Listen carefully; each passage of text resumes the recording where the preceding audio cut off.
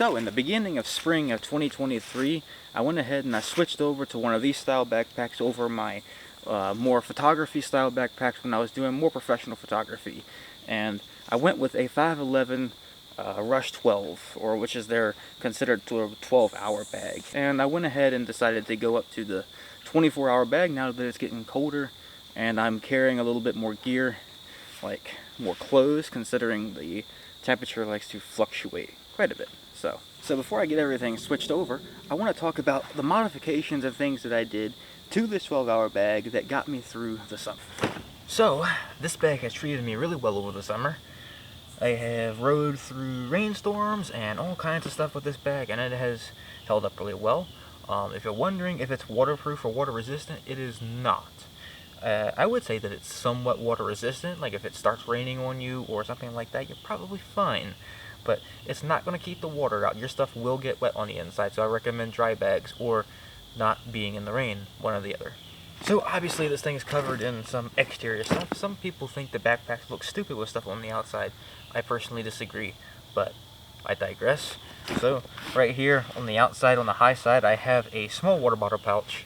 I know that this would typically throw a backpack off balance, especially to put it up high like this, but usually on this side I'm carrying a tripod and that counterbalances it. This pouch right here is kind of just a multi-purpose pouch. For right now, I keep some fire stuff in here just for easy access, lighting fires quick while I'm out without having to take all my gear out of my bag. Using the concealed carry pouch, I actually have a sickle. I don't always carry this with me, but here lately I have been carrying this with me in the woods while I'm harvesting some wild herbs and stuff. Obviously I've got this MOLLE pouch on the outside, but on the back right here, I don't use this too often. I have mostly just been using this lately for some extra storage for extra stuff. Like right now I've got some extra lenses for my camera on here and some tripod parts. Underneath it, this is cool. This is more of these wire ties. And if you saw my last video, this is how I actually carried my cast iron pan 5 miles-ish into the woods and cooked up some fish. I've got more wire ties all over this bag. Wire tie right here. This one's for the tripod. I've got a spare one right here if I need it. So since this backpack didn't actually come with a way to mount my tripod on it, I improvised. So this is some paracord right here. I've got a small S-hook on it, and I've got it tied into my hand strap. And this is a fantastic little clip for my tripod. Obviously clipped right here. I've got a small little elastic band. I use this for tying on stuff when I'm coming back out the woods, like if I'm carrying a whole bunch of herbs, I can use this, or I can use this to tie them onto the outside of my backpack so I'm not putting like bugs and stuff on the inside of my pack. You can also use these things to tie on like extra clothes or something else that you don't want to put in your bag, or water shoes, so that way you're not getting the inside of your pack muddy, whatever. And that kind of wraps up the modifications and things that I did to make this pack work for me. And this is going to be the pack that I'm replacing it with. This is just the next step up from this size. Let's swap them out really quick. Alright, there we go. The magic of cameras. Let's go.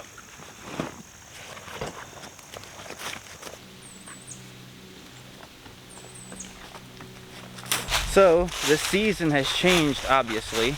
It's fall. Well, I guess it's kind of past fall now, isn't it? However, that means the new backpack is nice and broken in, and I've gotten the chance to really use it, and it's running really, really, really good. And I also want to say that the beech trees behind me look damn good right now. Look at them.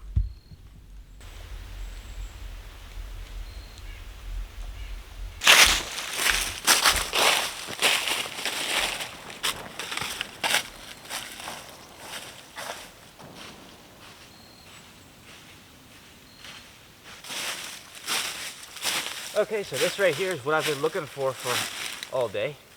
This is autumn olive. This is not a plant that we want to have here, and now I can actually start breaking some tools out. So, I'm finding this autumn olive out here, and what I'm doing is I'm just taking my saw and I'm cutting it down.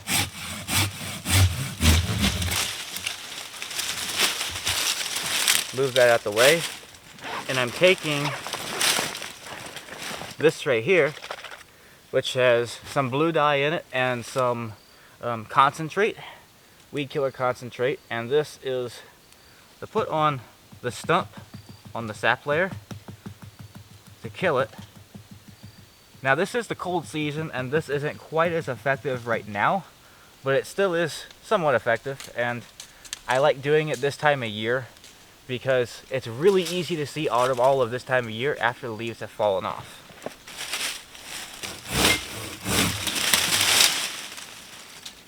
Yeah. And this brings me to something odd that I've been carrying in my kit lately, and that's a pair of Felco No. 2 pruners. And this might not be for everybody, but I have found this to be quite useful out here for doing just this.